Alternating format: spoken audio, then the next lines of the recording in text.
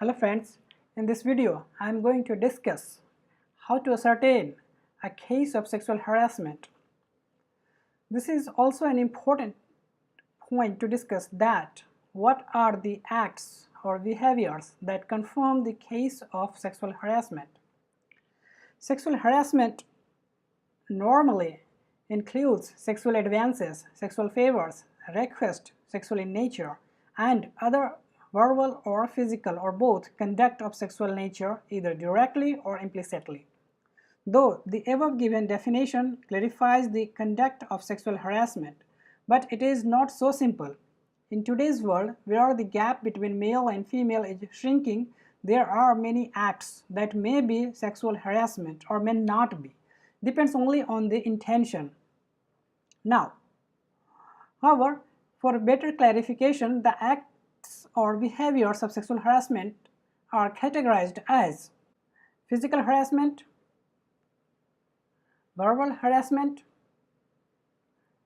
harassment through written or graphic medium. Let's discuss each of them separately. Physical harassment. If someone behaves or acts in any of the following ways, then it might be the case of sexual harassment. Physical contact and advances such as intentional touching, grabbing, fondling, pinching, patting, brushing against others' body, etc. Sexual assault and any physical conduct which is unwelcome. Now, verbal harassment. It includes a demand or request for sexual favors over promises pertaining to your employment, such as work conditions, promotion, increments, and offering gifts, maybe expensive one. For such kind of cases, a typical term is used, that is quid pro quo, which means a favor or benefit given in return for something. So beware of this. Next, repeatedly making sexual suggestive gestures, making direct or indirect sexual suggestive comments such as sexual propositions, sexual jokes or teasing, misogynist humor, gender-specific jokes, sexual pranks or innuendo, threats, slurs, verbal abuses of a sexual nature, and repeatedly asking a person to socialize during off-duty or even sometime on-duty hours. Next, harassment through written or graphic medium.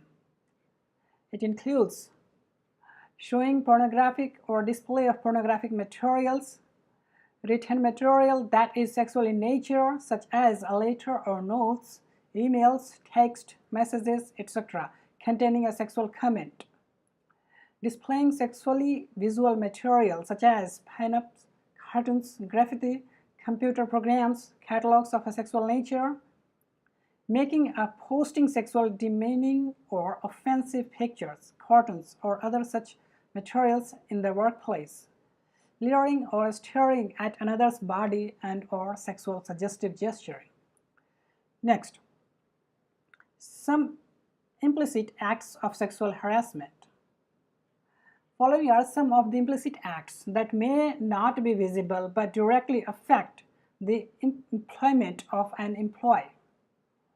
Undesirable, unwelcome, or unexpected conduct that unreasonably interferes or affects an employee's work performance or creates a hostile, abusive, or intimidating environment.